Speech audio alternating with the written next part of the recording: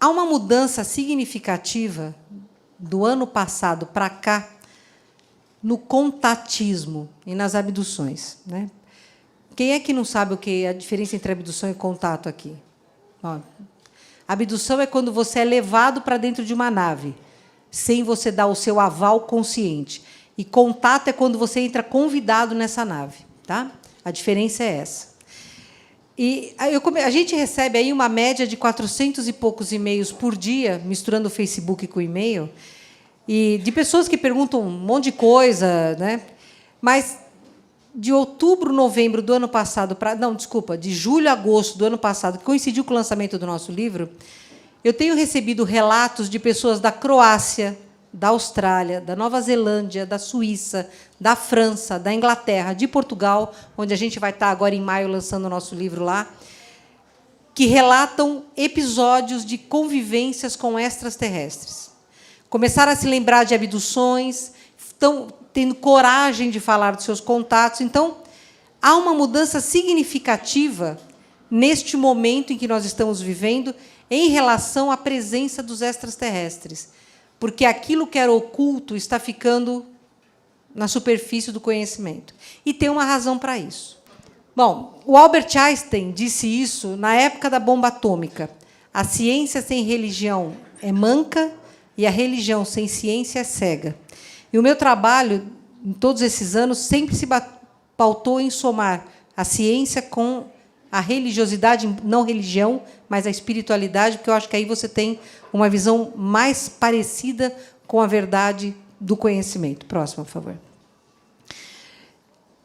A gente tem até uma camiseta disso, né? Um grey, isso aqui é um grey, tá? O ET clássico, né? É o grey, o cinzento, baixinho, cabeçudo. Um fala assim: tem vida inteligente na Terra? Esse fala: eu acredito. Aí o outro fala que são perigosos. E é exatamente este o conceito que os extraterrestres têm de nós. É uma raça hostil e primitiva.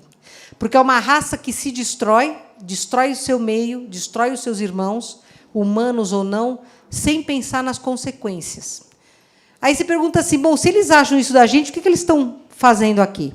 Né? Próxima, por favor. E essa é a pergunta que a gente pretende responder no final da palestra. Mas vejam, é óbvio que nós nunca estivemos sós. Este desenho de caverna lá da Austrália, de mais ou menos 1600, mostra homens usando um capuz com roupa. Em 1600, na Austrália, nós tínhamos os aborígenes. Eles nunca usaram roupa, né? E capuz eles também não tinham. E os olhos grandes.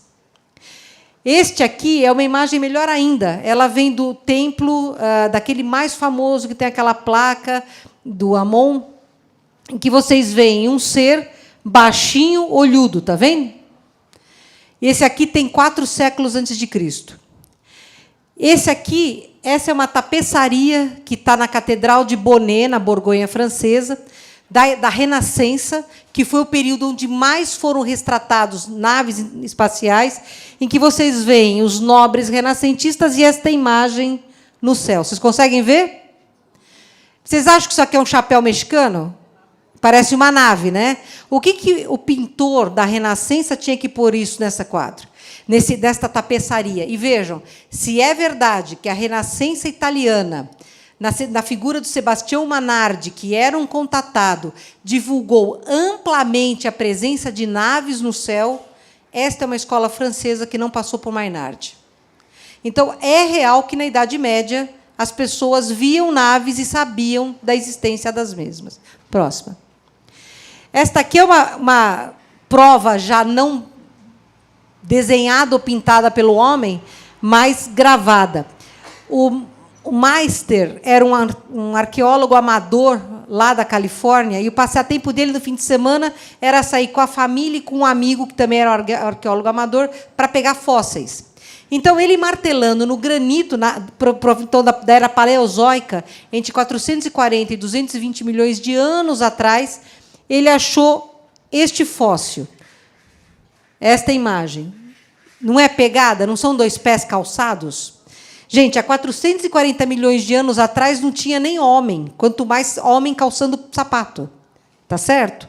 E o mais interessante, você pegando essa imagem aqui e ampliando, é esse artrópodo chamado trilobite já extinto e que só existiu na era paleozoica. Então, isso é um fóssil. Não pode dizer que é o imaginário. Isto é uma prova não criativa do homem. É uma prova concreta, física. Próxima, por favor. Este martelo foi achado por um arqueólogo na Escócia, chamado de martelo de King Good. Aqui é um metal, uma liga que tem cobre mais alguma coisa, num cabo de madeira. Ele é pequenininho, mas ele tem 416 a 359 milhões de anos de idade. Que ser vivia na Terra que precisava de um martelo? Provavelmente o dono da bota. Nós sabemos que não tinha civilização na Terra, né? Essa aqui é a pilha de Bagdá, que foi encontrada nas ruínas de uma das cidades perdidas daquele país, agora arrasado pela ignorância norte-americana e do camarada que foi morto lá. E esta pilha foi achada em 1936, mas ela data de mais ou menos 40 mil anos. E ela é uma pilha mesmo, ela funciona, ela gera uma energia de baixa intensidade. O que eles acham? Que isso aqui era usado com efeito medicinal, como se fossem eletrochoques para matar, para curar dores crônicas. Há 20 mil anos atrás, eletricidade. Próxima, por favor. Os discos de Bayan Karaula, são 716 discos, alguns dizem 726. Estes discos são feitos de uma liga metálica desconhecida e são gravados, hoje nós sabemos, a laser. Eles foram encontrados em uma caverna em Bayan Karaula, que é a região que fica entre o Tibete e a China. O que esses discos contam? Que uma nave dos Dropas, estes baixinhos aqui, caiu naquela região. E eles não conseguiram consertar a nave para voltar para casa, como muitos extraterrestres se perderam aqui quando vinham estudar, minerar, piratear o nosso planeta. Eles ficaram aqui presos e ali perto tinha uma tribo de trogloditas. Os trogloditas, quando viram os baixinhos, acharam que eles eram inimigos. Foram lá e quase dizimaram eles todos. Aí eles, com os Dropas, conseguiram provar para os trogloditas que não eram maus, que não eram agressivos, então pararam de ameaçá-los, de atacá-los. E eles entraram fundamente numa caverna onde eles foram morar. Não se sabe se eles morreram todos ou se eles estão vivendo dentro da Terra, mas esses discos estão aí, foram interpretados por um professor da Universidade de Pequim, que foi morto, e um outro professor chinês conseguiu tirar isso da China e levar isso para o conhecimento do mundo ocidental. Gente, isso aqui tem 12 mil anos de idade. Essa liga metálica não existe na Terra. Nós não tínhamos laser para poder fazer esta gravação. Então, isso aqui é uma prova óbvia que houve aqui houve seres visitando a gente. Próxima, por favor. Mas essa verdade continua negada. Isso não existe, né? Próxima. Propositadamente ocultada. E eu pus a figura do Obama, porque os Estados Unidos é o país que tem o maior interesse em manter o véu do desconhecimento sobre este assunto. Por uma razão muito clara.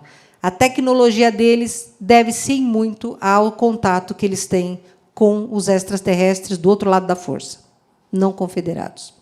E todos os presidentes americanos sabem disso. Existe até numa daquelas múltiplas teorias da conspiração que o John Kennedy foi morto porque ele estava disposto a declarar ao mundo a existência de seres extraplanetários vivendo na Área 51. Diz que uma das causas do assassinato dele foi justamente o fato dele estar disposto a declarar a existência de extraterrestres no planeta Terra. Isso não convinha à palestra da Margareth que ela vai dar depois, aos seres que ela vai falar. Próxima, por favor. Próxima. Por que isso está sendo ocultado de nós? Porque nós temos o direito de saber, não? Próxima. Porque existe um medo muito grande por parte dos que governam este planeta de perder o poder que eles detêm sobre nós, porque nós estamos totalmente na mão deles, né? De não ter respostas para as perguntas que, obviamente, nós faremos, e da reação da humanidade. Porque, pensa bem, nós somos informados que existe vida em outro planeta, vida que sempre foi negada pela ciência, que não apenas existe, como é mais inteligente que nós, que não apenas é mais inteligente racionalmente falando, quanto emocionalmente falando, espiritualmente falando, que moralmente nos ultrapassam em muito e que há estilos de vida melhores e diferentes dos nossos. Vocês acham que eles iam aguentar? Um sistema de vida sem empréstimo, sem cartão de crédito, sem indústria farmacêutica, sem crime organizado, sem corrupção, sem político, porque existe planeta que não tem político.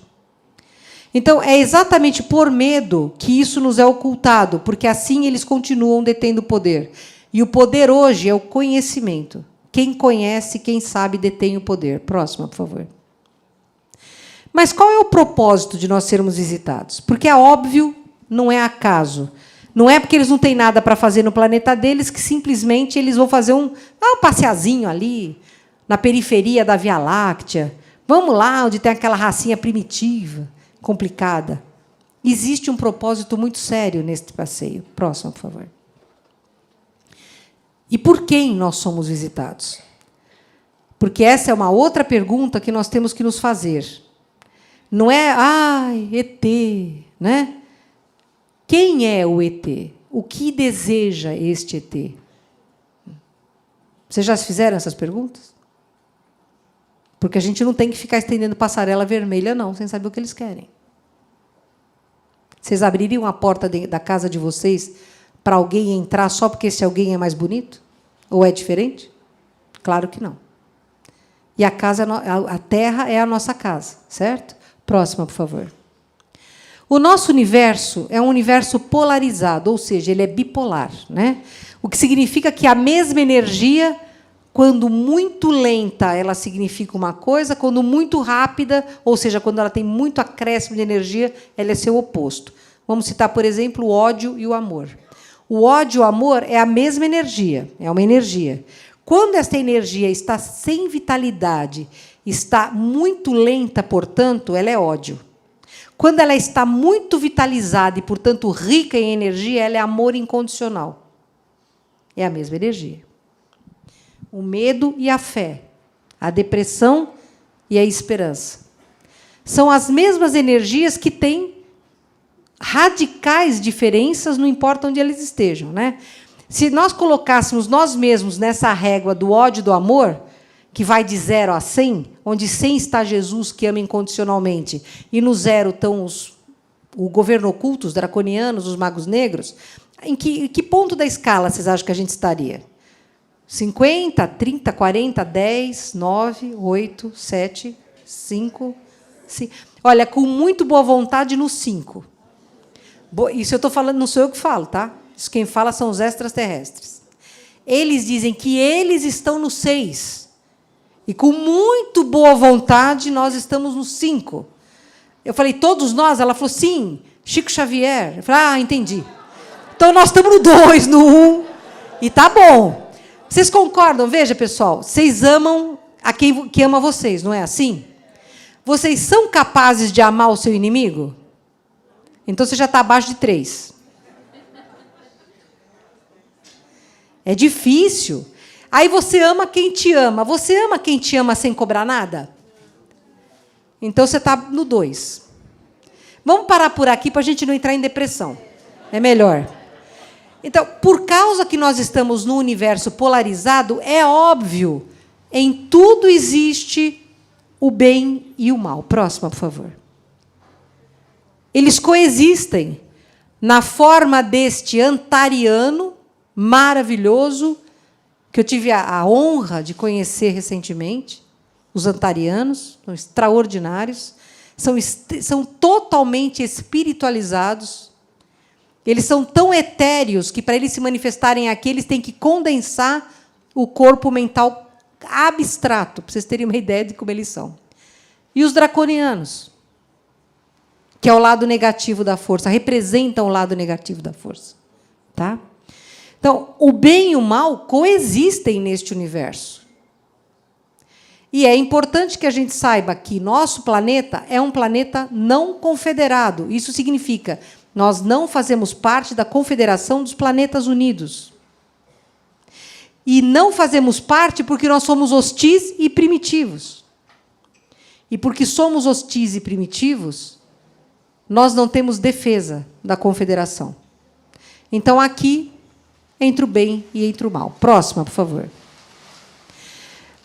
A própria evolução da raça humana já leva a gente a compreender que existe uma clara intervenção genética num determinado momento para mudar a nossa estrutura biológica, né?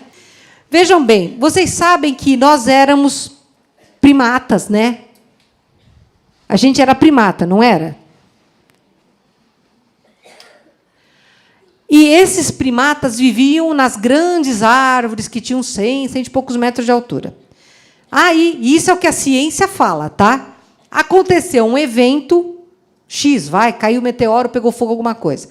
E esses primatas tiveram que descer da árvore, correndo, para sobreviver. Quem eram esses primatas? Os australopitecos. Vejam o crânio deles. É um crâniozinho com carão. Não é? Tá certo? Quando eles desceram da árvore e eles não precisavam mais ficar com as mãos ou com os pés agarrando para se manter no topo das árvores, eles começaram a usar as mãos para outras coisas. E, neste usar a mão para outra coisa, eles começaram a fazer a oposição do polegar. Quando eu entrei na faculdade de medicina, em 76, eu estou velha mesmo, gente. Fazer o quê? Eles falaram assim: o homem é o único ser que faz a oposição do polegar. Em 95, os gorilas e os chimpanzés começaram a fazer a oposição do polegar. Agora, os orangotangos já estão fazendo, e o macaco rhesus também. Evolução. Nós não temos uma prioridade nem disso. Tá? Então, este ser, o Australopithecus, ele demorou 450 milhões de anos para aparecer. Ele apareceu. Dele para o primeiro humano com capacidade mínima de raciocínio se passaram mais de 200 milhões de anos. Quando surgiu o Homo habilis, aquele que começou a quebrar a pedra, a fazer instrumento rudimentar, a polir, viviam em conjunto, o líder era o mais forte, eles não faziam distinção entre homem e mulher. Quando acertava, era o multiplicai-vos, quando errava, paciência, porque eles tinham apenas instinto básico, não tinham organização, não tinham língua, não tinham desenho, não tinham arte, não tinham nada. A partir do momento em que o habilis surge, passa mais milhões de anos para que ele evolua para o Homo erectus. Este, sim, já com primórdios de organização social, vivendo em tribo, descobrindo o fogo, descobrindo a roda quadrada, que nem o Bill Gates faz, a roda quadrada que ele lança, cada vez que ele dá um upgrade no programa dele, a bola está quadrada, aí vai, agora é ovalada. Vocês já viram essa piada, não? Então, eu estou contando para vocês a primeira vez. Esse Homo erectus já tem arte, porque ele já começa a percutir instrumentos para produzir sons, e ele já faz desenhos com carvão, desenhos com pedra, com raízes coloridas nas paredes. Este ser já tem família. Ele sabe qual é a fêmea dele e ele sabe qual é a cria dele. Compete à fêmea manter eles alimentados e ele trazer o alimento. A fêmea tem que dar o calor, tem que dar o aconchego. Então, já há uma estrutura. É claro que a gente está falando do ponto de vista biológico, mas espiritual, nós sabemos que no Homo habilis já começa a encarnar a primeira raça humanoide deste planeta, que era etérea e passa a ter as suas primeiras experimentações no Australopithecus, assumindo já um córtex um pouco melhor a partir do habilis. Mas no Homo erectus, já no final deste Homo erectus, quando começa a aparecer o Cro-Magnon, o homem de Neandertal, o homem de Pequim, só para citar os mais famosos, nós já temos encarnando nestes seres os exilados de Capela. Os espíritos mais duros, mais empedernidos no mal, mais rudes na emoção, começam a encarnar no Homo erectus. Mas olha que interessante. Vejam o crânio do erectus. Você ainda tem um crâniozinho para um cabeção, para um carão, não tem? Muito parecido com o símio, ainda de hoje. E, de repente, evolui-se para isto. Salta-se disto para isto rapidamente. É claro que, pelo ritmo em que a evolução planetária estava procedendo, não é possível você acreditar que isso se dá por uma evolução biológica normal. Neste momento, há uma intervenção extraterrestre que cria o Homo sapiens, do qual nós descendemos. Nós somos o sapiens sapiens, que no futuro será conhecido como o tolos tolos, quando o sapiens de verdade vai estar na Terra. Então, percebam a diferença brutal. Olha, aqui o Neandertal já tem um crânio mais parecido com o sapiens, não tem? Nesse Neandertal já está o exilado de Capela. Então, são seres com quantum energético maior, um DNA mais elaborado, já com condições de gerar um corpo cujo cérebro possa abarcar o conhecimento, possa aprender e possa transmitir. Era preciso que houvesse essa evolução. E essa intervenção aqui do Erectus para os Sapiens, segundo conta a epopeia suméria chamada Enuma Elish, que chama Epopeia da Criação, foi a intervenção dos espíritos de Nibiros, dos seres de Nibiros, né, que vieram para a Terra para roubar o nosso ouro, para salvar o planeta deles, e que aqui, chegando, não queriam minerar, tentaram escravizar o Homo erectus, que não queria ser escravizado, morria de rir deles, não entendia nada. Então, um dos nibiruanos, que era um cientista fantástico, chamado Enki, que era filho do rei Anu, junto com Enlil, que era o comandante militar dessa expedição, ele começa a fazer experimentos somando os espermatozoides dos erectos com os óvulos das nibiruanas, produzindo N híbridos que não deram sucesso, até que surge o Homo sapiens, que tem sucesso. Quem encarna neste Homo sapiens? Os exilados de Capela de melhor potencial moral. Então, a raça humana tem um upgrade espiritual, no sentido da inteligência racional, e DNA por essa intervenção. O Sapiens, então, já é um híbrido. Próximo, por favor. É o elo perdido da ciência, que sai do macaco rudimentar para o humano com competência. Próximo, por favor. E aí desenvolve-se esta raça Sapiens, juntamente com nibiruanos, isso na parte europeia do Oriente Médio, e na parte do Oceano Atlântico para as Américas, nós temos um outro evento muito importante, porque é óbvio que os caras vieram para cá com a permissão do Logos Galáctico, que é Jesus Cristo, conhecido por eles como Sananda, para acelerar a evolução do planeta Terra. Mas os nibiruanos são gente como a gente, hostis e primitivos, não importando o desenvolvimento tecnológico que tenham. Então, quando Jesus viu que, de novo, a massa crítica do planeta Terra estava pendendo para o lado errado da força, ele fez uma convocação aos planetas que, na rebelião de Lúcifer, tinham dado o seu salto quântico, saindo de expiação e prova, como nós estamos hoje, para a regeneração. E a convocação dele foi simples. Se você não está encaixando no nível quântico do seu planeta e você quer evoluir, vem ajudar a Terra a aumentar o seu padrão moral.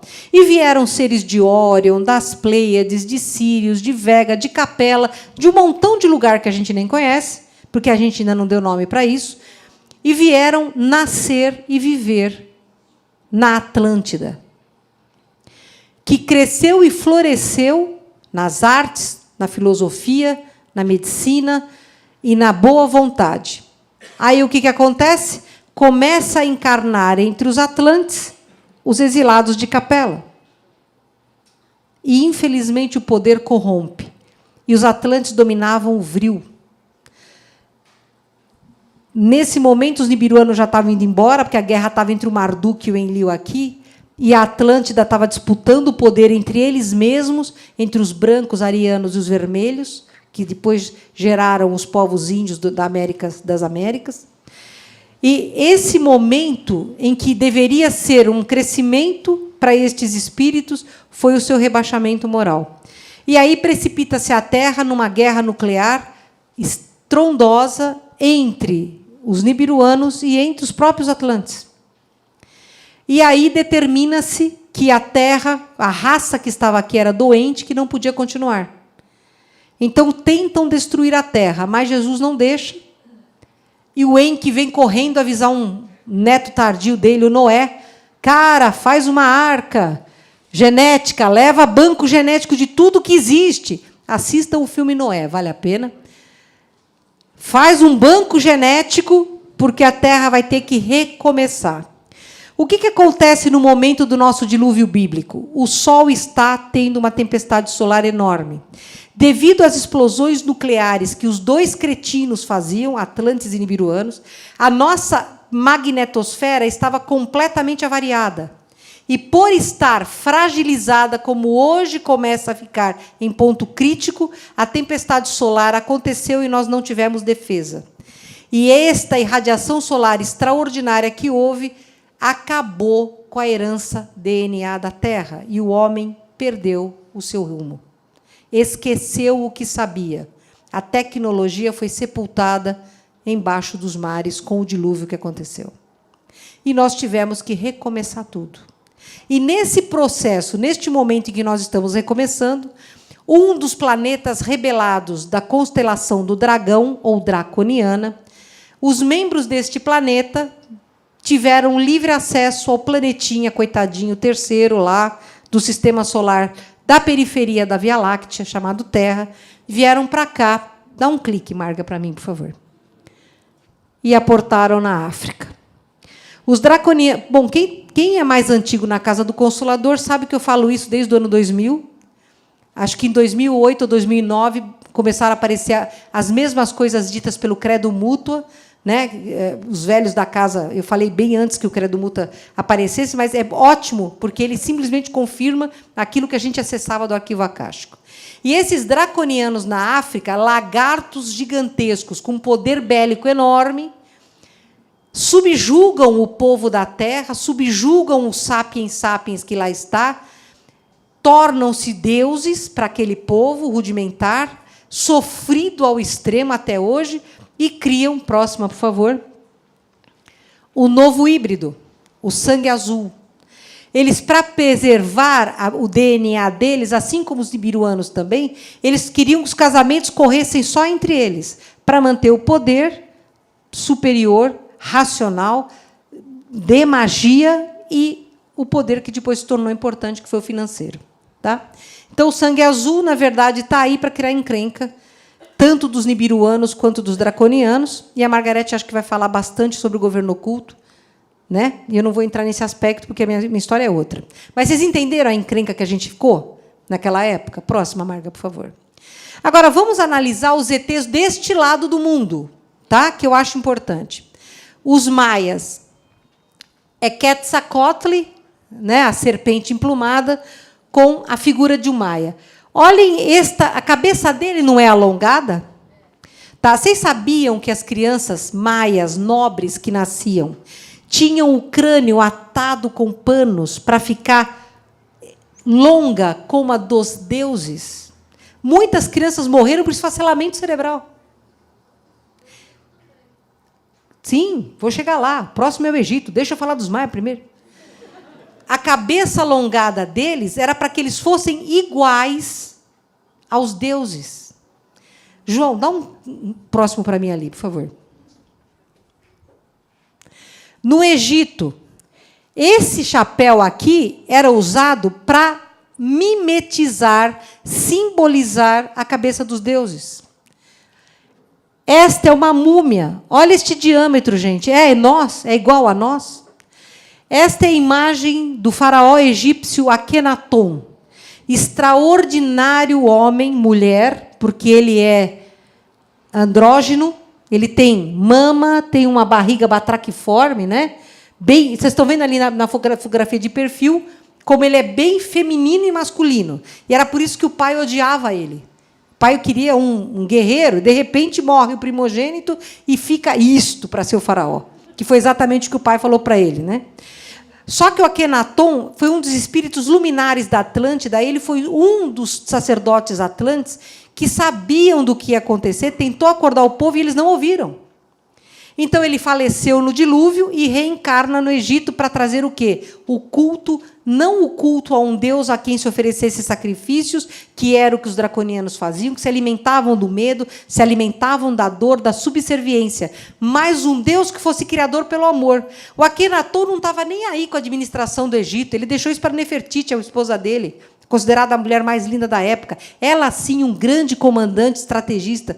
Ele queria poesia, música, quadros, literatura, ciência. E ele construiu uma cidade extraordinariamente bela, baseada neste conceito. Mas ele não era perfeito. E, não sendo perfeito, quando os sacerdotes de Amon-Ra, por ódio dele impor o culto a Aton, o Deus único, mataram Nefertiti, ele desceu a escada da perfeição e mandou acabar com todos os sacerdotes de Amon-Ra. Matou quase todos. Como ele não matou quase todos, os que sobreviveram foram lá e acabaram com ele. Né? Mas isso é história antiga. Vejam, aqui está a prova de um ser híbrido. Akhenaton era um ser andrógeno, era um híbrido, formado por tecnologia extraterrestre. Um espírito que veio para fazer a diferença. Se, em vez de ter sido morto, já tivesse sido aceito a existência de um Deus único, um Deus de amor, que ele deu, muito interessante, o nome de Atom, átomo, porque é onde Deus está, em cada átomo. Olha onde ele foi longe, olha a visão deste ser. Hoje nós estaríamos num planeta já de regeneração. O Akhenaton, para quem quer saber, hoje é um comandante estelar, é um dos comandantes do projeto Contato com a Terra. É um ser que a gente tem contato e ele é maravilhoso. Próximo, por favor. De novo, né? O crânio alongado. Próximo. E inicia-se, portanto, na Terra, a partir da renovação, o poder do governo oculto, que é a palestra da Margarete. Este é o lado errado da força que está neste planeta e que comanda este planeta ainda. Mas vai acabar. Próximo, por favor. A era da evolução tecnológica e da era da perda das referências morais, como a Idade Média, onde horrores foram feitos contra homens e contra animais. A Revolução Industrial, que dizimou a esperança de crianças e adolescentes que eram colocadas em máquinas aos 5 anos de idade. Quanta vida, quanta inteligência se perdeu e a gente sobreviveu. A Primeira Guerra Mundial, terrível. A Segunda Guerra Mundial, pior ainda. Os atentados terroristas, como esse feito pelo Bush contra as Torres Gêmeas, para poder destruir e domar o outro lado do mundo. Porque as Torres Gêmeas foram feitas pela CIA, todo mundo já sabe disso hoje, né? Com o Bush comandando. Próxima, por favor. Mas, neste momento pior da humanidade, retorna a Confederação. Por quê? Porque o homem passou a dominar a fusão nuclear, a cisão nuclear. Uma raça hostil e primitiva dominando o átomo. O pessoal de Marte, que está saindo, está começando a reestruturar o seu planeta depois da hecatombe nuclear e que é confederado. E o pessoal de Vênus, que já é um planeta quase feliz, são altamente desenvolvidos lá, eles chamaram a Confederação e falaram, olha, os priminhos lá descobriram a bomba atômica. Se eles explodirem, tudo que eles querem explodir, eles acabam com o sistema solar. Aí a Confederação veio. E veio para oferecer ajuda. E teve em contato, em 1943, com o presidente americano Truman, oferecendo para ele tecnologia de evolução sustentável. Energia sem destruir a Terra, cura das doenças, evolução em todos os sentidos. Mas eles não fizeram uma coisa assim, é só os Estados Unidos que vai ter. Acontece que, um pouco antes, o Truman tinha sido visitado por um outro grupo de extraterrestres, os Greys, que trabalhavam para o governo oculto. E os Greys ofereceram para ele tecnologia e domínio da Terra. Domínio através de armas psicotrônicas, armas biológicas, armas químicas e um poderio militar. Foi a mesma coisa que foi oferecida para os russos e para os chineses e para os alemães. Tá? Os americanos acharam que era só eles que tinham. Mas, em contrapartida, eles queriam o direito de abduzir pessoas, porque eles precisavam estudar. O Truman falou, tudo bem, vocês podem abduzir da fronteira dos Estados Unidos para fora. Eles falaram positivo. Qual é o país que tem o maior número de abduzidos? Estados Unidos. Não dá para confiar nesses carinhas, nos baixinhos. Tá? Então, quando a Confederação veio oferecer ajuda, o proposto para a Confederação não dava para os Estados Unidos o domínio. Ele disse não. Eles não aceitaram. Então, a Confederação não pode intervir. Próxima, por favor.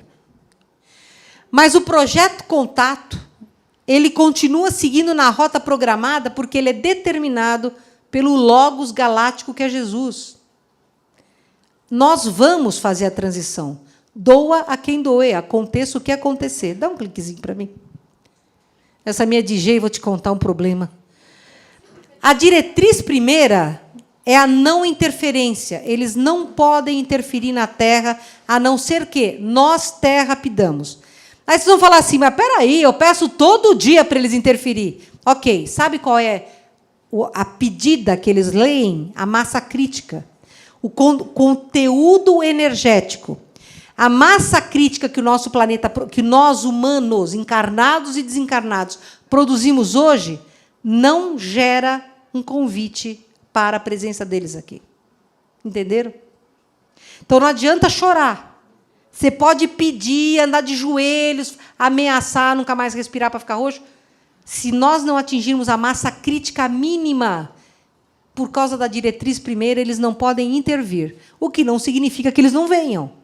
Eles não podem intervir a nível planetário, mas eles estão intervindo a nível individual. Próxima, por favor.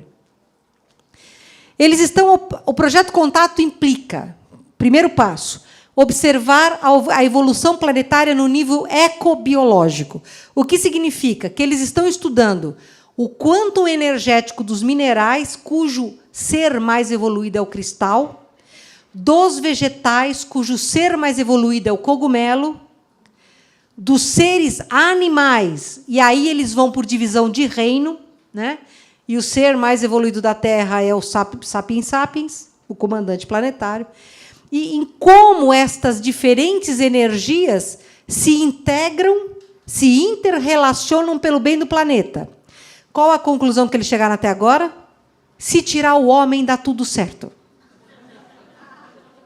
Mas eles não podem intervir, o que salva todos nós, certo? Próxima, por favor. Observar a evolução quântica planetária. E aqui é que reside o ponto em que cada um de nós vai fazer a diferença. E já está fazendo a diferença. Por quê? Quando um ser da Terra aumenta o seu nível quântico, ou seja, evolui, a Terra evolui, o sistema solar evolui, a Via Láctea evolui, o universo evolui e Deus aumenta seu quantum. Entenderam isso? Então, a análise quântica planetária significa que cada vez que cada um de nós desperta, por mínima que seja esse despertar, por menor que ele seja, nós estamos ampliando a massa crítica planetária para o lado positivo, dando uma chance para todos nós. Por isso que eles dizem autoconhecimento. Você precisa saber quem você é, senão não vai adiantar, você não vai conseguir crescer. Entenderam? Como nós somos vitais nisso, cada um de nós. Próxima, por favor. Eles preparam os seres planetários através de intervenções no DNA para esse novo nível quântico. E, olha, são intervenções claras no DNA. Eu estou escrevendo um livro agora sobre índigos e cristais, não crianças índigos e cristais, sobre índigos e cristais, em que tem um capítulo que eu falo só sobre o DNA. Para vocês terem uma noção de como evoluiu a ciência, hoje existe uma ciência de ponta chamada epigenética. Ela é uma ciência acima da genética. O que a epigenética descobriu? Que nós temos genes que funcionam e genes que não funcionam. Isso é óbvio, a gente já sabia. Mas os genes são ativados por substâncias químicas, as emoções são substâncias químicas, pelo meio ambiente, sendo ativados ou desativados ou estimulados. Né? Então, por exemplo, eles descobriram que nós temos um gene de saciedade. O meu morreu. Eu estou sempre com fome. Tem um gene de fome, excitativo. Tem um gene que faz você comer comidas calóricas. Tem um gene que prefere coisas magras. É genético. Tá? Só que a gente pode comandar isso com o poder da nossa mente. E eles estão, estas abduções, estes experimentos genéticos que eles fazem, com muita gente que está aqui hoje, foi doador de espermatozoide e óvulo para a formação da nova raça humana. Olha que papel vital, que maravilha! Nós termos sido voluntários cedendo material genético para a nova raça humana. Olha que honra! Né? Então, quando você... eu fui abduzido. Não chora, filho. Pula, saltita, porque você deu uma sorte danada. Você é precursor da nova era. Você é um pioneiro. Parabéns. Eles criam híbridos que estão nascendo como índigos e cristais. Seres com DNA ativado, parcial ou totalmente, que estão vindo para cá porque eles são o primórdio da nova raça. A nova raça será feita só de cristais. Ou seja, os índigos estão passando por uma prova danada para ver se vai. Os cristais vão. E os azuis têm que correr atrás do prejuízo, que dá tempo, sempre dá tempo. Próximo, por favor. O DNA é o código universal.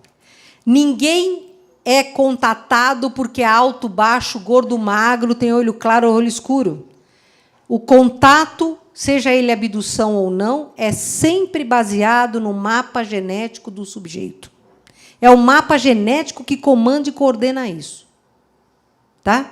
Então, ninguém vê nave à toa. Se você está vendo nave, é porque eles querem. E se eles querem, é porque você tem trabalho com eles. Ou já teve. Mas você nunca vai ser abandonado. Próximo, por favor. Eles querem interagir progressivamente com os humanos. E muita gente me pergunta, e o contato em massa? Quando vai acontecer? Bom, nós somos 7 bilhões e tralalá de seres, né? Tem milhões de abduzidos. Milhões de contatados. Isso, para mim, é um contato em massa. Não é? Só que é feito a nível de indivíduo.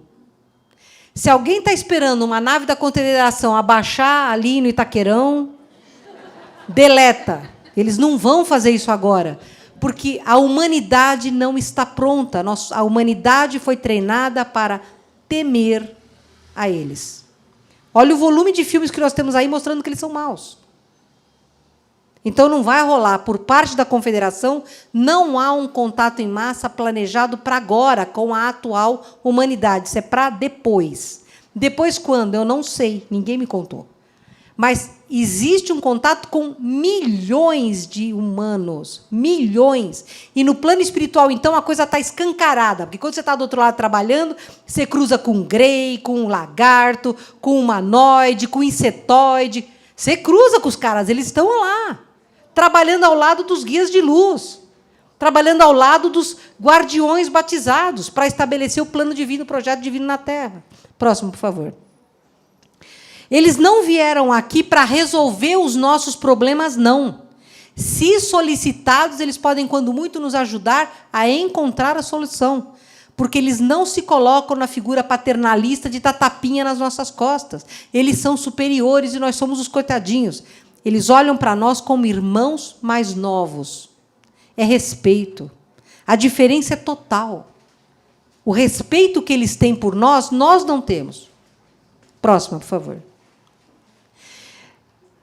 Vamos fugir da ufolatria, o que é errado.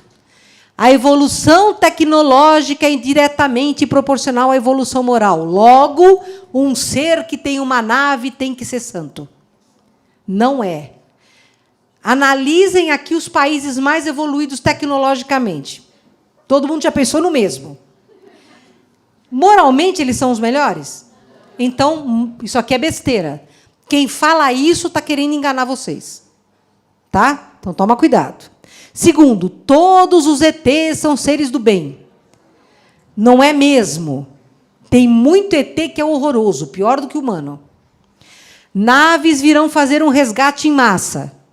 Olha, se eles vêm, eu não tenho passagem, ainda nem passaporte visado. Eu não acredito nisso.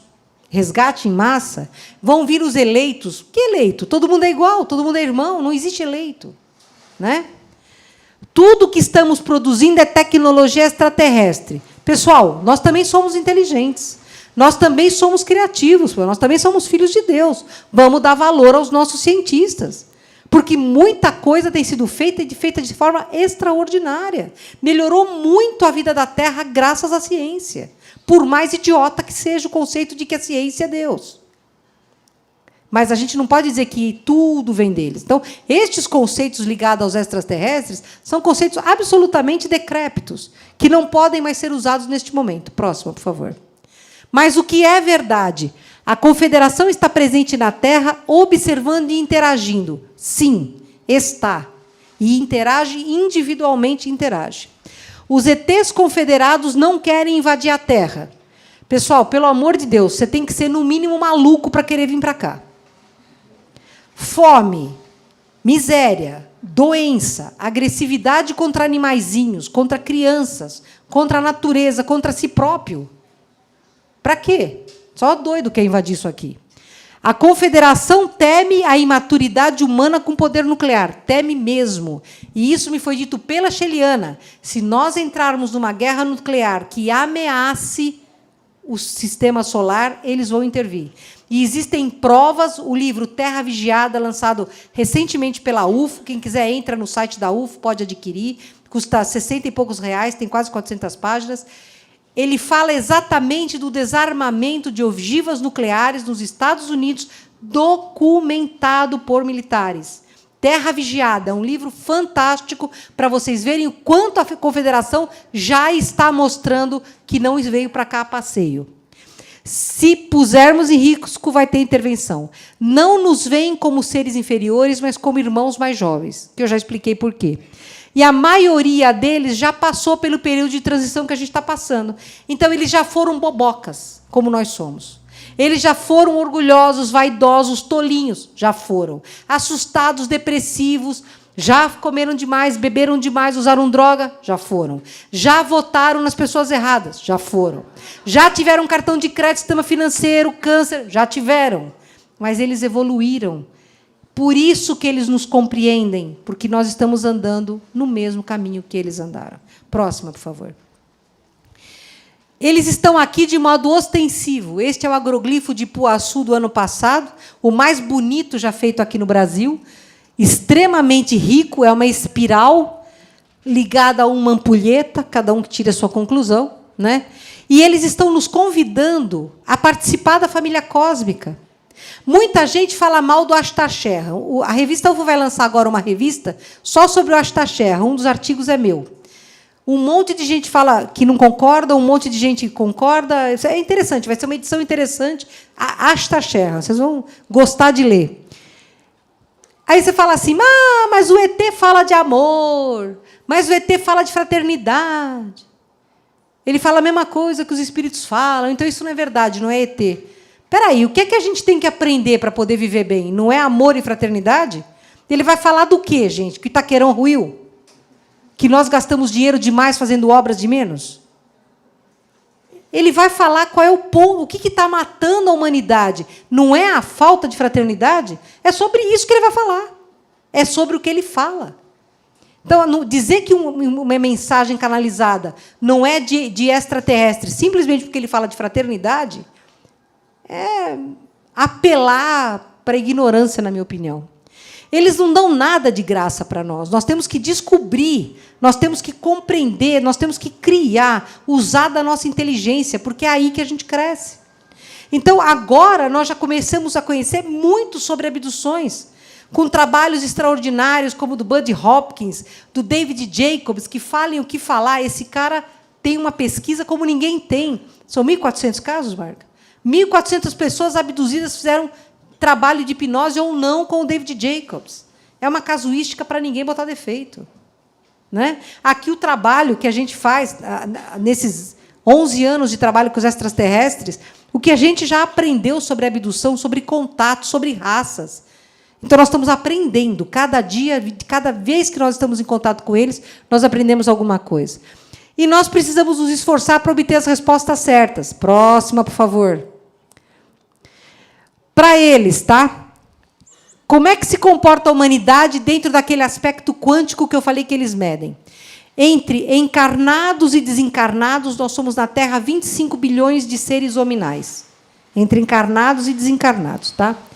22% desses 25 bilhões estão despertos ou estão despertando. Quer dizer, são espíritos de luz ou são pessoas que estão tentando trabalhar a si próprias, se conhecer, se melhorar, para ser melhor a cada dia que passa. 20% são obtusos, ou seja, são espíritos que não querem o bem, que lutam contra o bem, que não estão nem aí para nada. São o lado oculto da força. Estou terminando. E 58% são adormecidos. São seres que acreditam que o negócio é acordar, ir trabalhar, voltar, tomar banho, jantar, assistir a novela, no fim de semana fazer o churrasquinho na laje, e beber com os amigos, ir para o shopping comprar coisa, porque eu vivo só para esta encarnação. 58% das pessoas vivem para ter e não para ser. E é esta massa que vai fazer a diferença no final. Entenderam por que nós não temos massa crítica ainda? Suficiente. Né? Mas o que vai acontecer com a gente? Próximo, por favor. Então, a gente sabe pela física quântica que as possibilidades são infinitas. Você está andando numa estrada, você tem o caminho da direita e o da esquerda. Na hora que você escolhe o da esquerda, todas as possibilidades da direita deixam de existir, não deixam? Você pegou o caminho da esquerda.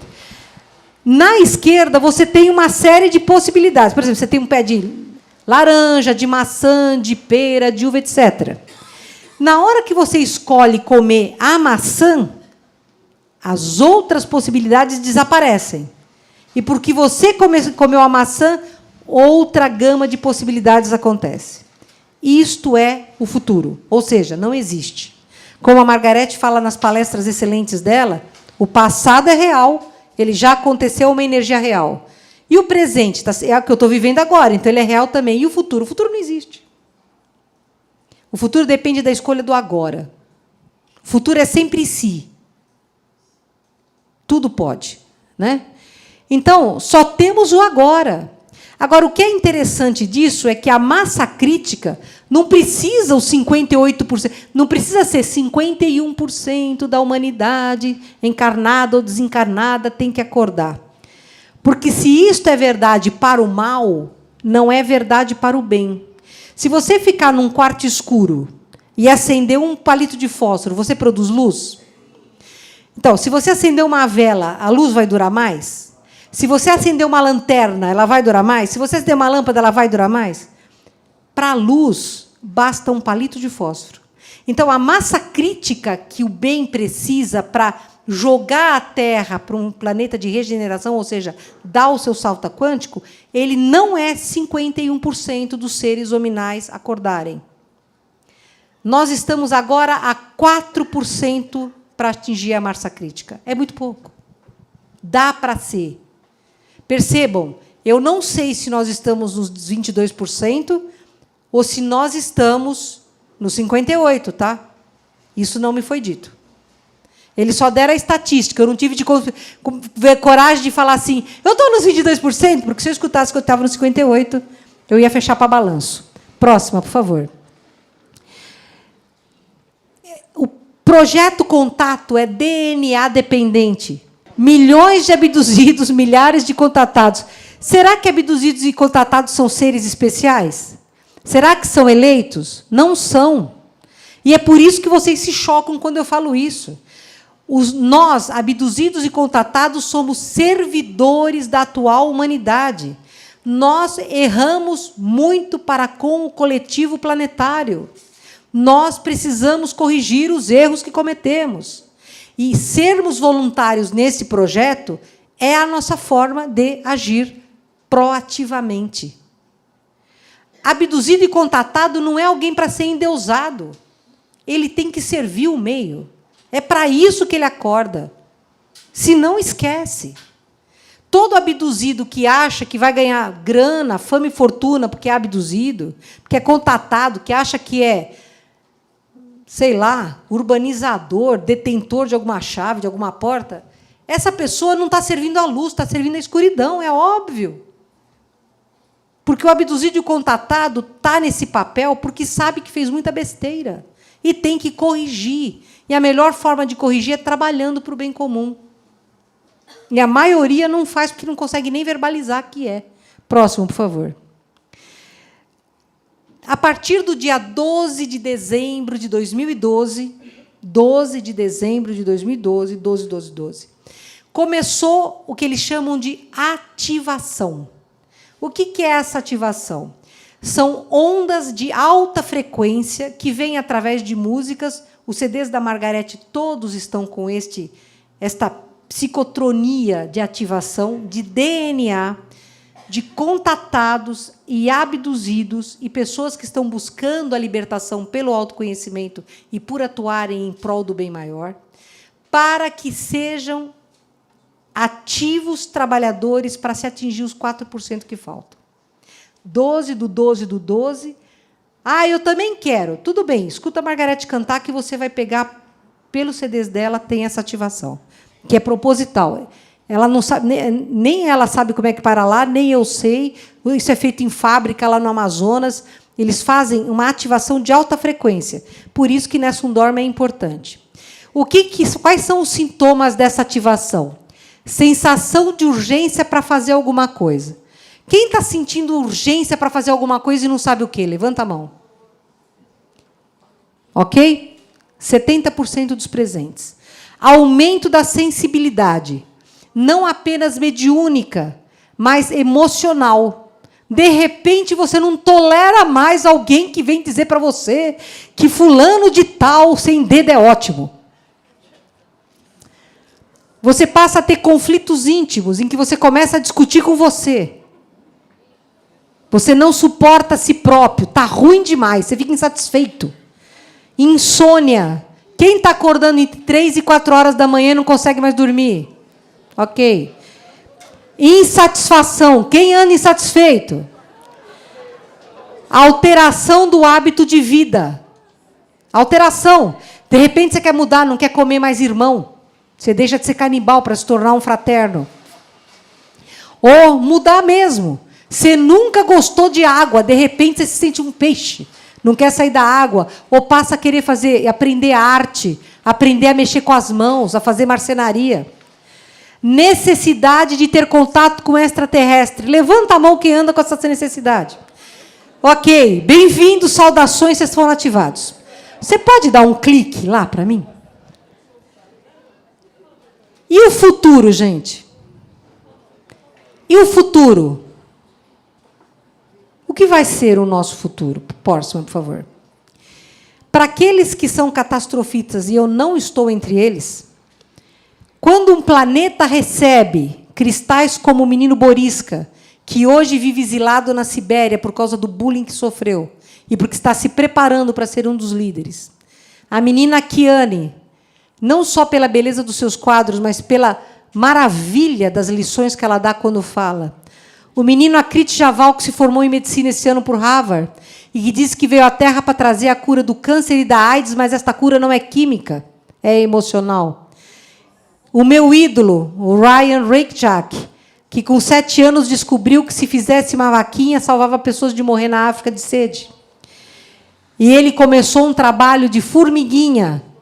E depois de alguns anos ele foi levado lá e ele não entendia por que as pessoas saudavam e gritavam o nome dele.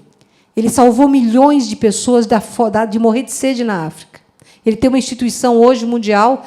Quem quiser ajudar, é só dar R$30 por mês para os Médicos Sem Fronteira, que esses R$30 são doados para a Fundação do Ryan, para se cavar poços na África. R$30 por mês, gente, R$1 por dia. É menos do que você gasta para ir no cinema. R$30 por mês. Pode ser no cartão de crédito, pode ser em boleto bancário. É só entrar no site dos Médicos Sem Fronteiras e se inscrever. Tá? Vale a pena tirar irmãos da morte. Tirar irmãos da morte. R$30 não é nada. Né? Próximo, por favor. O futuro só depende de nós.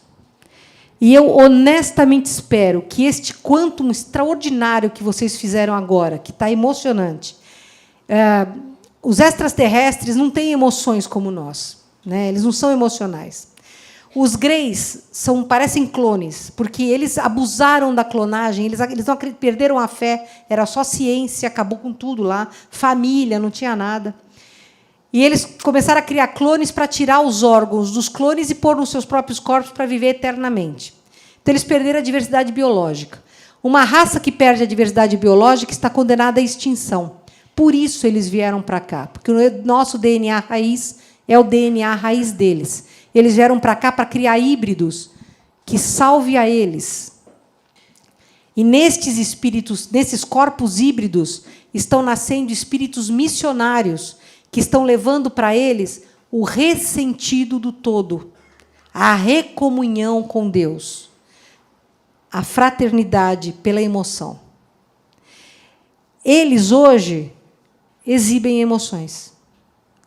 Então, tem um Grey que eu nunca vi, porque eu nunca vi uma cabecinha, a cabeça dele, eu só consigo distingui-los pela cabeça. Ele estava olhando para vocês e houve um momento que deu uma subida energética muito grande no grupo. E os olhos deles brilharam, o olho dele brilhou lágrima. Isso significa que tem esperança para todos nós. Porque eles e nós somos a mesma coisa. A fonte criadora, Pai Celestial, Deus, o nome que você quiser dar, é uma energia que está em cada átomo de tudo que existe.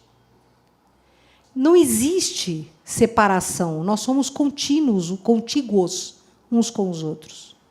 Porque o Deus que está nos teus átomos está nos meus átomos.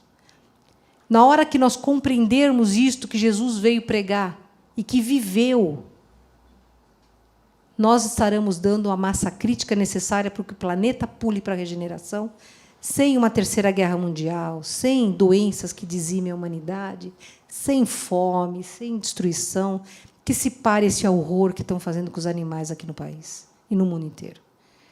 Percebe? É só entender, eu e você somos um. Só vai estar bom para mim quando também estiver bom para você. Então, esse futuro está na nossa mão. E eu espero que todos nós sejamos muito proativos para nos conhecermos, nos compreendermos, nos corrigirmos, nos perdoarmos, nos amarmos e estender tudo isso ao nosso semelhante. Muito obrigada.